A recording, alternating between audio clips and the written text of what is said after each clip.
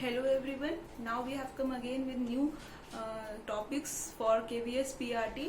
इससे पहले हम अपनी 2 क्लास दे चुके हैं एक्चुअली. उसमें हम मैटर, पार्टिकल इनके बारे में सीख चुके हैं कि मैटर्स क्या होते हैं, पार्टिकल्स क्या होते हैं और उससे रिलेटेड कुछ short important MCQ type questions भी कर चुके हैं.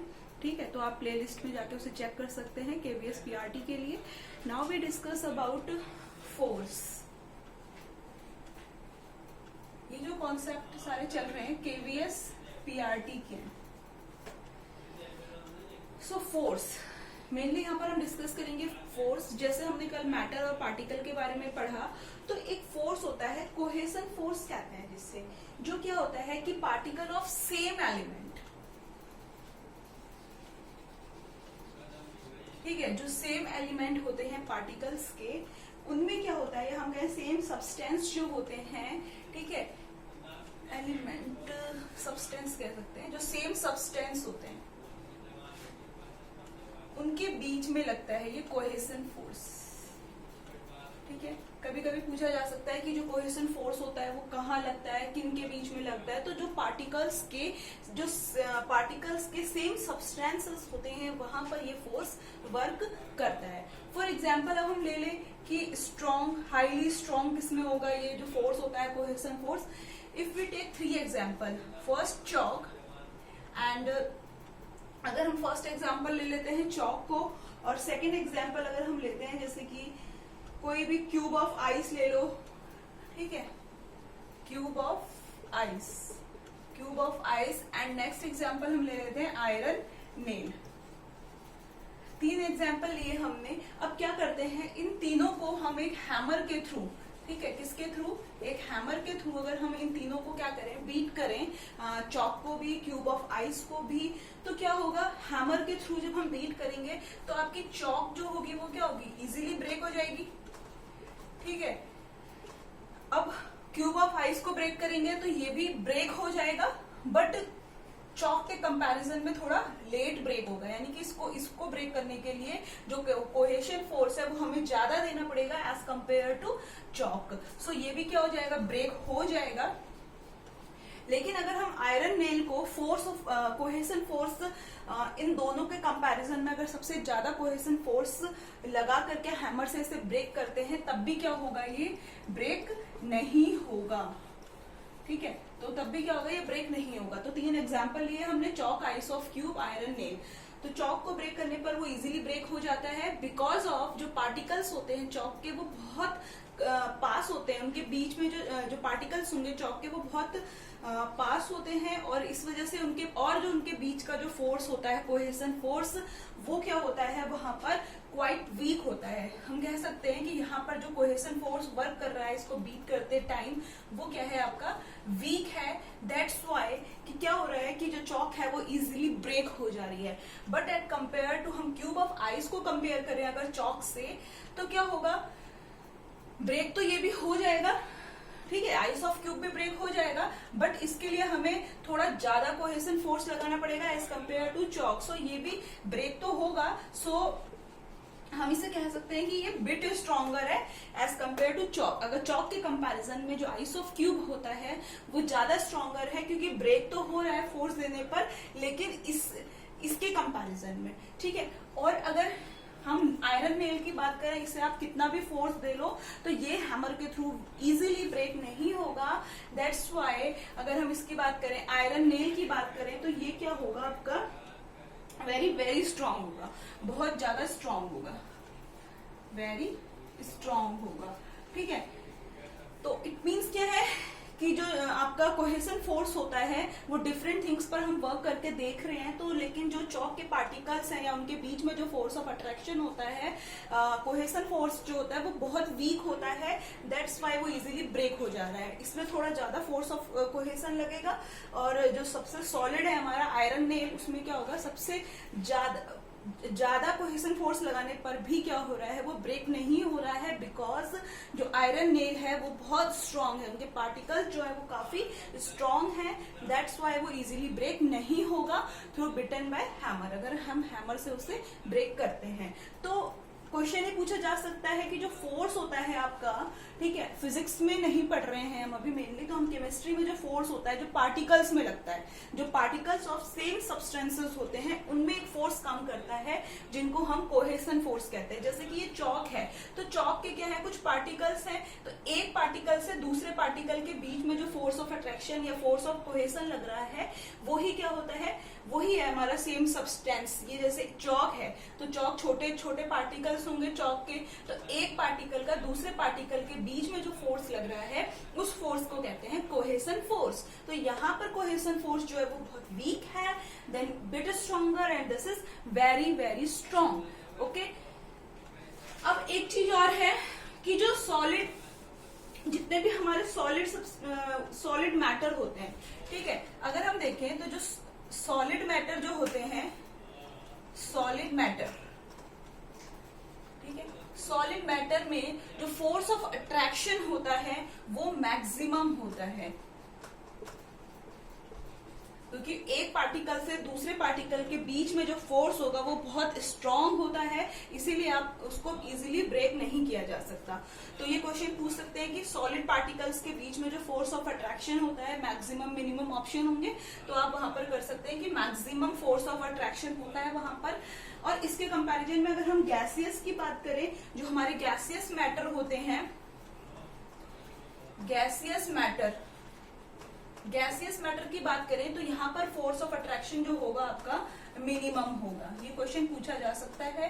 गैसियस मैटर्स या जो मैटर आपकी यूनिट चली रही है केवीएसपीआरटी सिलेबस में मेंशन है, दैट्स वाई वहां से क्वेश्चन बन सकता है कि जो सॉलिड मैटर्स होती हैं या गैसेस मैटर होती हैं उनमें फोर्स ऑफ अट्रैक्शन जो होता है वो वीक होता है, मैक्सिमम होता है, मिनिमम होता है। तो फिर आप यहाँ से उसे समझ सकते हैं कि जो सॉलिड मैटर होते हैं उनमें मैक्सिमम फोर्स ऑफ अट्रैक्शन होता है और गैसेस में फोर्स ऑफ अट्रैक्शन मिनिमम होता है।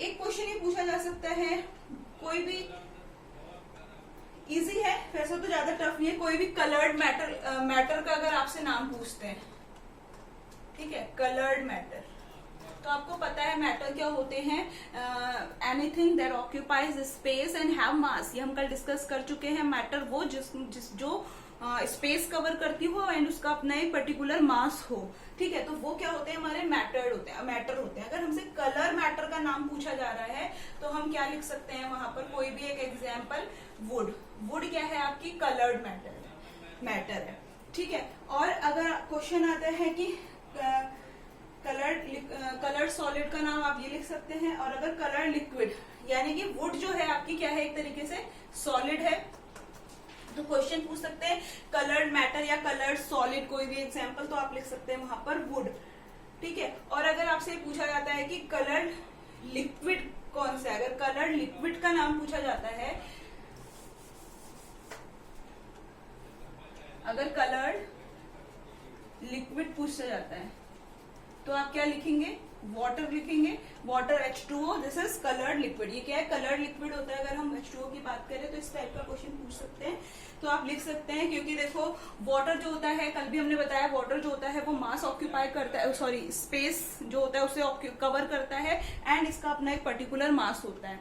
आप इसे जिस भी बर्तन में डालोगे उसका क्या उतना ही क्या करेगा, ये स्पेस कवर कर लेगा वाटर। और मास की बात करें तो इसका अपना एक मास होता है, दैट इज 18, जो हमें पता ही है, ये हम बहुत बार डिस्कस कर चुके हैं इसके बारे में। Now you can note down,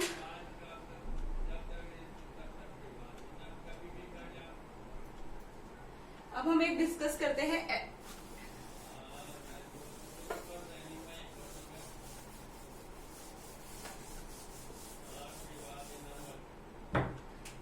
SI unit of temperature. अगर पूछा जाए कि टेम्परेचर की SI यूनिट क्या होती है तो आप लिख सकते हैं क्या होती है, केल्विन। ये याद कर लेना यहीं से कि जो SI यूनिट ऑफ टेम्परेचर होती है वो केल्विन होती है। अब इसमें और एक कॉमन यूनिट अगर आपसे पूछे तो कॉमन यूनिट में तो कॉमन यूनिट वैसे पूछा नहीं जाता है, लेकिन फिर भी कॉमन यूनिट जो होती है आपकी डिग्री सेल्सियस होती है, और SI यूनिट ऑफ टेम्परेचर अगर पूछा जाएगा तो आप केल्विन लिख सकते हैं। अब क्या है, एक फॉर्मूला है, ठीक है, आपको अगर डिग्री सेल्सियस कैलकुलेट करना है तो आप क्या कर सकते हैं, 273 के से प्लस कर सकते हैं यहाँ पर, ठीक है। अगर आपको डिग्री सेल्सियस में कैलकुलेट करना है टेम्परेचर, तो अगर डिग्री सेल्सियस फॉर एग्जाम्पल अगर आपको क्या दिया है, 25 डिग्री सेल्सियस टेम्परेचर दे रखा है, ठीक है, 25 डिग्री सेल्सियस टेम्परेचर दिया हुआ है और आपको बोला है कि उसे कन्वर्ट करो, किसमें कन्वर्ट करना है इस टेम्परेचर को, केल्विन में,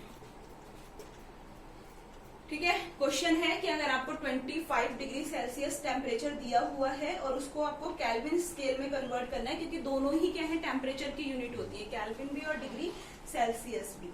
तो आप क्या करेंगे, यहाँ पर सिंपल सा एक फॉर्मूला पुट करना है आपको, K = डिग्री सेल्सियस प्लस 273, ठीक है। तो केल्विन इक्वल टू क्या हो जाएगा, डिग्री सेल्सियस की वैल्यू आपको गिवन है 25 प्लस 273, तो इसे प्लस करेंगे तो आपको केल्विन की वैल्यू यहाँ से मिल जाएगी 298 केल्विन, ठीक है। तो बस एक कॉन्सेप्ट याद रखो, जस्ट इसका अपोजिट है। अगर आपको फिर डिग्री सेल्सियस यहाँ पर तो आपको डिग्री सेल्सियस इक्वल टू 273 है, ठीक है। केल्विन अगर निकालना है, सीधा ये कॉन्सेप्ट याद रखो वैसे कि अगर आपको केल्विन कैलकुलेट करना है तो डिग्री सेल्सियस प्लस 273 करना है। इफ आपको क्या हो कि डिग्री सेल्सियस की वैल्यू कैलकुलेट करनी हुई है और डिग्री सेल्सियस नहीं दिया हुआ है, तो डिग्री सेल्सियस इक्वल टू आप क्या कर सकते हैं, K - 273। तो दोनों को लर्न करने की जरूरत नहीं है, बस एक कॉन्सेप्ट को याद रखो, दूसरा जैसे उसका अपोजिट है और मैथमेटिकली भी हम शिफ्ट करके वहां पर माइनस आ जाएगा, ठीक है। तो K = डिग्री सेल्सियस प्लस 273 होता है। इफ आपको टेम्परेचर केल्विन में कैलकुलेट करना है तो ये फॉर्मूला पुट करके आप निकाल सकते हैं, ठीक है। नोट डाउन कर लीजिए इसे।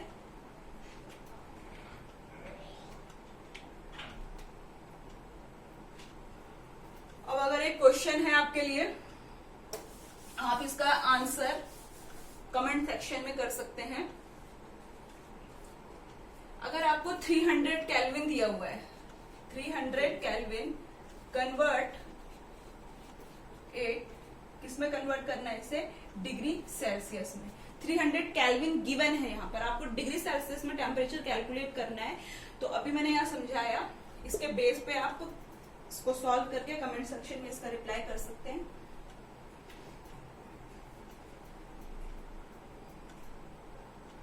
Now we discuss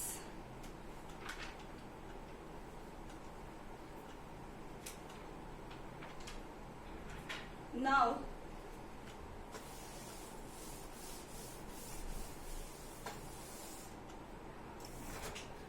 I think आपको समझ में आ रहे होंगे ये कॉन्सेप्ट। तो आप अपना फीडबैक या जो भी आपको या डाउट हो या फिर अपना फीडबैक आप कमेंट सेक्शन में मेंशन कर सकते हैं, वहां पर आप कमेंट कर सकते हैं। और KVS PRT के लिए सो प्लीज जितना हो सके उतना ज्यादा इस चैनल को सब्सक्राइब करें और अपनी नॉलेज को एनहांस करें। So this channel is mainly for KVS and also we provide 11th and 12th class chemistry. So please subscribe. Now we discuss, अगर हम बात करें कोई भी वाटर है, वाटर को अगर हमें सॉलिड में कन्वर्ट करना है, ठीक है, कोई भी वाटर है तो उसे हम क्या कर सकते हैं, सॉलिड में, यानी कि जो वाटर होता है आपका उसे आप सॉलिड में कैसे कन्वर्ट कर सकते हैं, डिग्री सेल्सियस, ठीक है। जैसे वाटर है उसे हम सॉलिड में कन्वर्ट करना है तो क्या कर सकते हैं हम, एक तरीके से सॉलिड यानी कि वाटर और सॉलिड, सॉलिड में आप कोई भी ले लो, आइस, तो आप वाटर से आइस कैसे बना सकते हैं, ठीक है। सिंपल सा एग्जांपल है फ्रीजिंग, फ्रीजिंग के थ्रू, ठीक है। तो इसे ही हम क्या कहते हैं, फ्रीजिंग पॉइंट कहते हैं। तो ये होता है जो वाटर को सॉलिड में कन्वर्ट करना है या आइस में कन्वर्ट करना है, तो इसको बोलते हैं हम यहाँ पर सॉलिड, ये फ्रीजिंग पॉइंट। इफ आपको वाटर को गैस में कन्वर्ट करना है, गैस में अगर आपको कन्वर्ट करना है, वाटर है और इसको आपको यहाँ गैस में कन्वर्ट करना है, तो आप टेम्परेचर कितने टेम्परेचर, यहाँ पे आप 0 डिग्री सेल्सियस भी ले सकते हैं, 0 डिग्री सेल्सियस पे सॉलिड में कन्वर्ट होगा, ये क्वेश्चन पूछा जाता है, ठीक है। और अगर वाटर को गैस में कन्वर्ट करना है तो 100 डिग्री सेल्सियस पे, और कौन सी प्रोसेस होगी, कैसे इसको कर सकते हैं हम गैस में कन्वर्ट, बॉइलिंग पॉइंट, यानी कि इसका बॉइल, जब हम इसे क्या करें, बॉइल करें, जब हम वाटर को बॉइल करेंगे तो वो किस में कन्वर्ट हो जाएगा, आपका गैस में, यानी कि गैस इन द सेंस हम क्या कह सकते हैं, स्टीम में कन्वर्ट हो जाएगा। ठीक है, तो ये एक सिंपल से कॉन्सेप्ट है। कभी पूछा जाता है कि वाटर को सॉलिड में कन्वर्ट करने के लिए या इस टाइप से कुछ भी घुमा के क्वेश्चन बन जाता है, तो 0 डिग्री सेल्सियस पे वाटर जो होता है वो सॉलिड में कन्वर्ट हो जाता है, and at 100 degree Celsius water जो होता है वो आपका गैस में कन्वर्ट हो जाता है। नाउ अगर क्वेश्चन ये आए कि आपको लिक्विड में जो भी आपका जो वाटर है तो वो लिक्विड में कितने, कौन से टेम्परेचर पे, ठीक है, जो हमारा रूम टेम्परेचर होता है,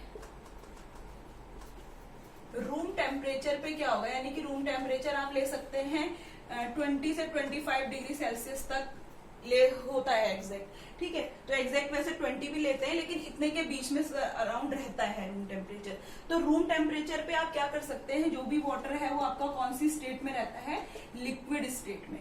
तो लिक्विड स्टेट में आपको वाटर कब मिलता है, जब वो रूम टेम्परेचर पे हो, और टेम्परेचर क्या है 20 से 25 डिग्री सेल्सियस। इसे नोट कर लेना।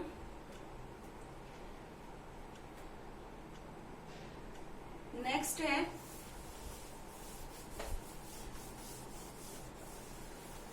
आपको ये पता है, कल हमने डिस्कस किया था, जो मैटर होती हैं उनकी 3 फिजिकल स्टेट होती है, solid, liquid and gas.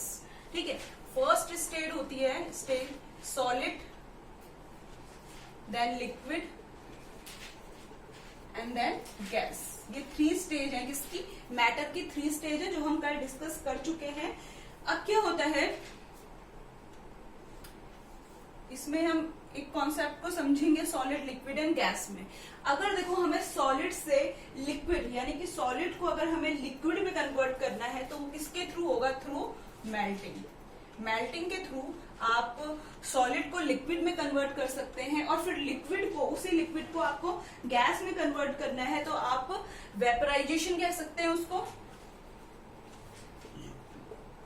Vaporisation, या इसे हम बॉइलिंग भी कह सकते हैं। बॉइलिंग के थ्रू भी हम उसे क्या कन्वर्ट कर सकते हैं, गैस में। तो सॉलिड को लिक्विड में कन्वर्ट करने के लिए आपको उसको मेल्टिंग पॉइंट कहो तो मेल्टिंग करनी पड़ेगी, एंड देन लिक्विड से गैस में कन्वर्ट करने के लिए वेपराइजेशन, और हम इसे बॉइलिंग भी कह सकते हैं।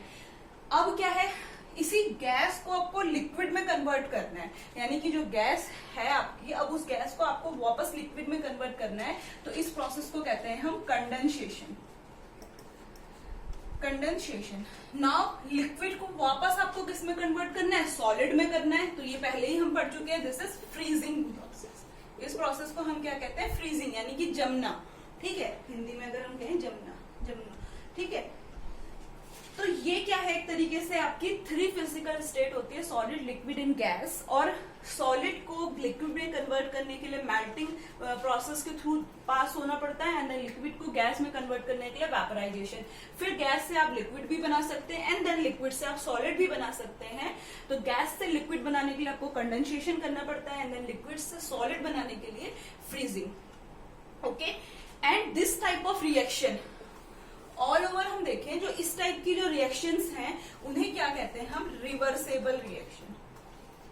ओके, रिवर्सेबल रिएक्शन, ये क्या होती है आपकी, रिवर्सेबल रिएक्शन होती है। क्यों हो रही है, क्योंकि ये कन्वर्ट है, यानी कि आप रिएक्टेंट से प्रोडक्ट, एंड देन फिर प्रोडक्ट से आप जब रिएक्टेंट फॉर्म करते हैं तो इस टाइप की जो रिएक्शंस होती हैं वो क्या कहलाती है, reversible reaction. So note down please. Now